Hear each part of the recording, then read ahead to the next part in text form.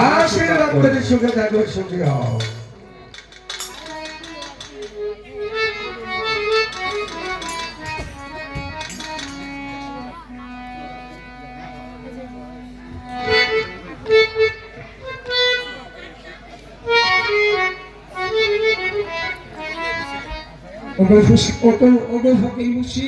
আপনার চরণে আমার সালাম।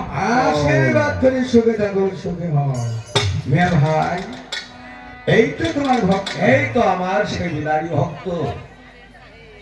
তোমার ভক্তের আচরণ ভালো আছে মেয়ে ভাই। আমাকে তো ধন দৌলত সবই দিয়েছেন মুর্শিদ, শুধু একটা পুত্র আমাকে দেন নাই।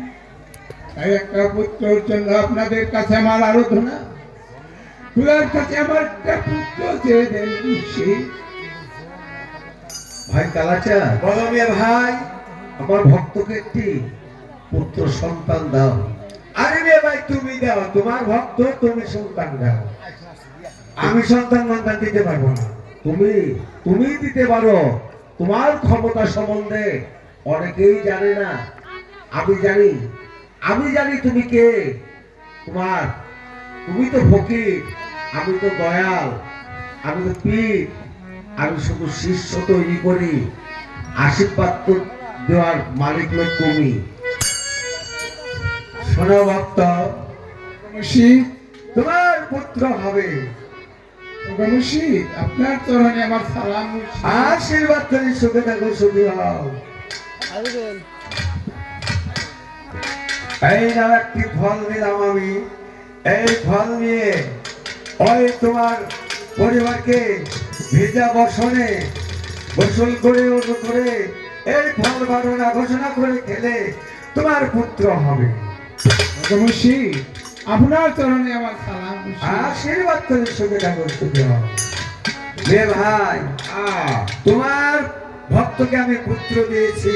বাহ, এই তো তোমার। তুমি ভাই, হ্যাঁ, একটি কথা আছে। বলো। তোমার ভক্ত মনোবাসনা যখন পূর্ণ হবে, তোমার ভক্তকে আমি পরীক্ষা করে নেব। অবশ্যই, তুমি তো পরীক্ষার জন্যই তো থাকো। এবার চলো তাই আশ্রমে চলে যাই। কালাচাঁদ যতই চেয়ারম্যান করুক, কালাচাঁদ কিন্তু কালাচাঁদই। কালাচাঁদ ফকির, প্রকৃত বুজুর্গ থাকলে বলে কালাচাঁদের মধ্যেই।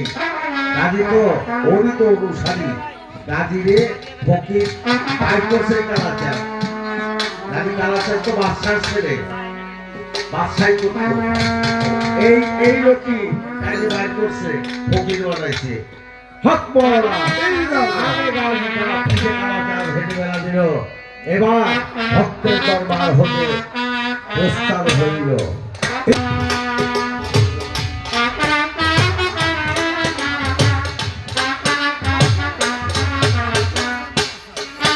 জালাল, জালাল, সেই যে সকালবেলা ওই মাঠে গেল, আমার সন্তান যে এখনো এলো না।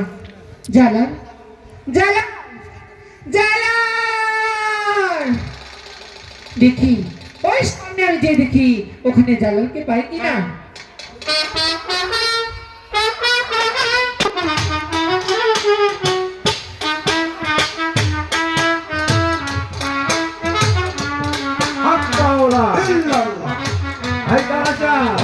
ভাই, আমার ভক্তের বাড়ি তো গেলাম। এবার চলো চলো তোমার ভক্তের বাড়িতে যাই। ভাই, আমার ভক্তের বাড়ি গেলে তুমি কি খুশি হবে? অবশ্যই। তাহলে আমার ভক্ত একটু এখন এসে যাবে। হ্যাঁ, কোথায় আমার ভক্ত শাহনা?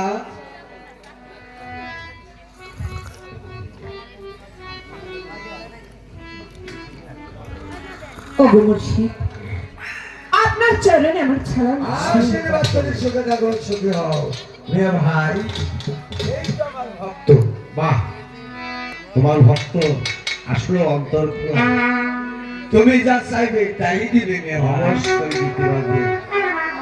আমার আর চাবার আর পাবার কিছুই নেই, শুধু ভক্তের কাছে এইটুকুই আমি দোয়া করি ও মনোবাসনা পূর্ণ হোক।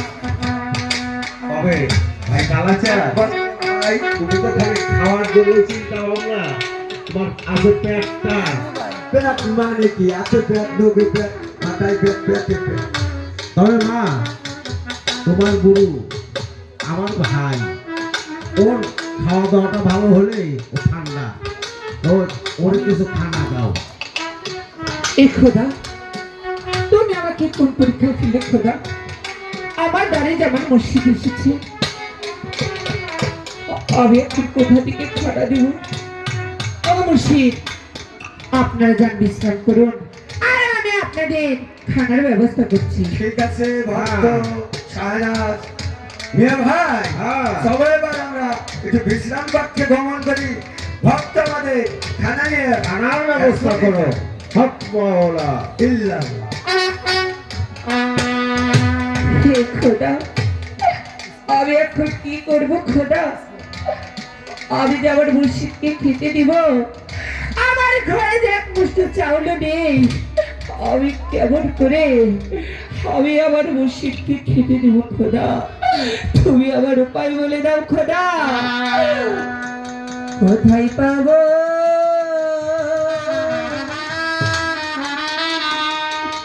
চাউল গয়ামি? কোথায় পাবো টাকা দয়াল?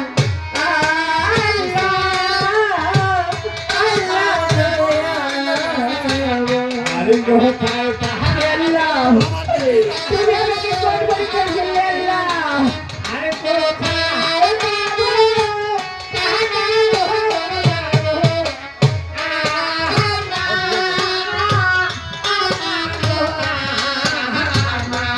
কোথায় পাবো চাউল গয়ামি?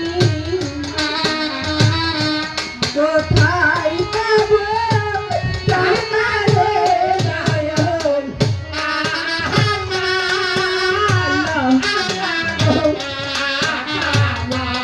কি করিব, কোথায় যাব গো?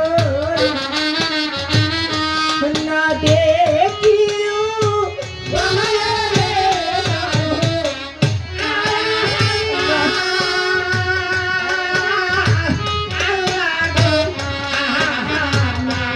কি করিব, কোথায় যাব গো? না দেখিও বাহারে দয়াল।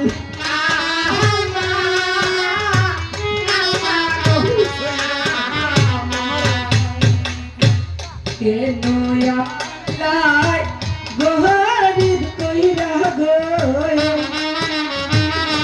পাঠাইল এই মরে?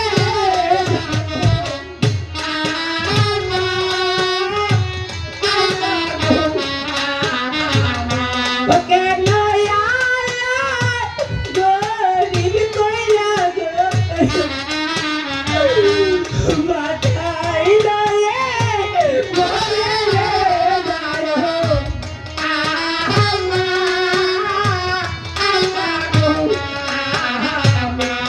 এই গবেতে আপন বলতে গো আমার কেহ নারে।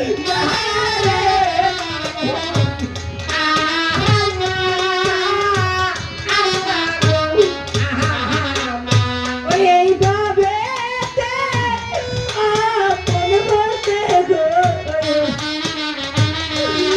আমার কেহ নারে।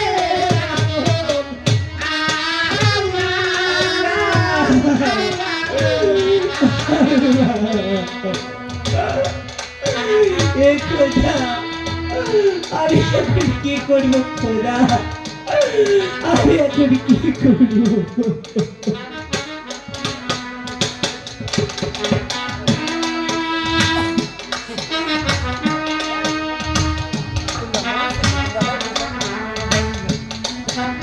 মা ভালো, বাবা জালা, তুমি এত করছো কেন মা?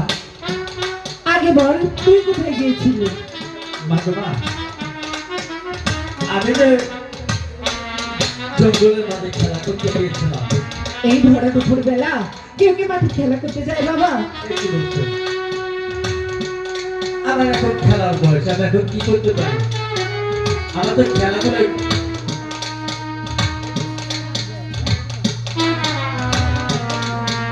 যদি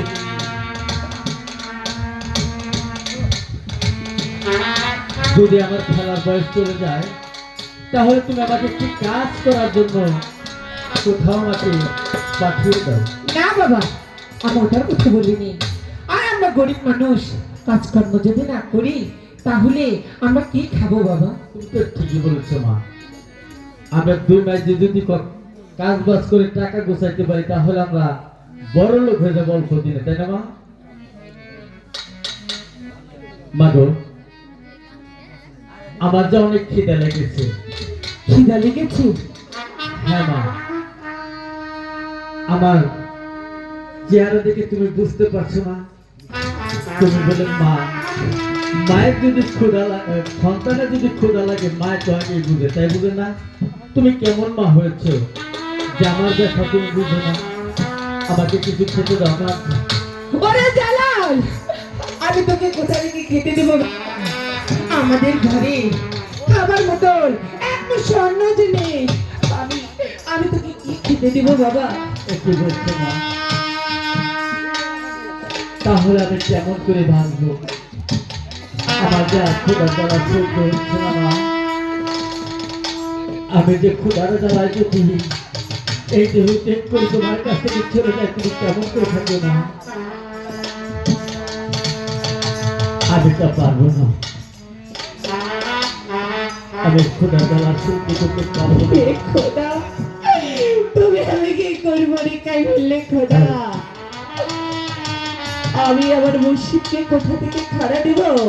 আমার একমাত্র সন্তান খোদা জ্বালায় যে চটপট করছে খোদা।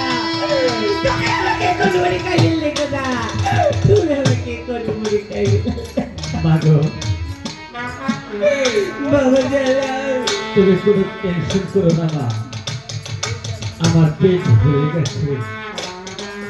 আমি যে তোমার ওই চোখের জল আমি দেখতে পাচ্ছি না মা। আমার আর ক্ষুধা নেই, আমার পেট ভরে গেছে। বাবা জালাল, হ্যাঁ মা, আমি নাই তোর খোদা, আমি ভুলে গেলাম। কিন্তু আমার বাড়িতে যে আমার মসজিদ এসেছে, তোমার দাদা হুজুর এসেছে বাবা, আমি তাদেরকে কোথা থেকে খানা দিব বাবা? মা গো, তুমি কোনো টেনশন করো না মা। আমার বাড়িতে যখন দাদা হুজুর এসেছে, তাই একটা কাজের দোকান হবে। তুমি বাড়ি থাকো মা। আমি ওই বন জঙ্গলে যাই কিছু কাজ কেটে এনে বিক্রি করে কিছু পয়সা কিনে গুছাই ওরে জালাল, আমি মসজিদের জন্য কিছু। না বাবা, না জালাল না, তুমি আমার সঙ্গে চলো, আমি ব্যবস্থা করব। সামনে দেখি ওই দোকানদার কাছে দিয়ে আমাকে 1 কেজি চাউল বাকি দেয় কিনা, তখন আমি রান্না করে আমি তোমাকেও খেতে দেবো বাবা, তোমার দাদা হুজুরকেও খেতে দেবো। সত্য বলছো মা? হ্যাঁ বাবা। তাহলে আমি কাজে যাবো না? না বাবা, ঠিক আছে মা, তুমি চলো মা। চলো তবে আমরা তাই সেই করো। দোকানদারের কাছে যাই।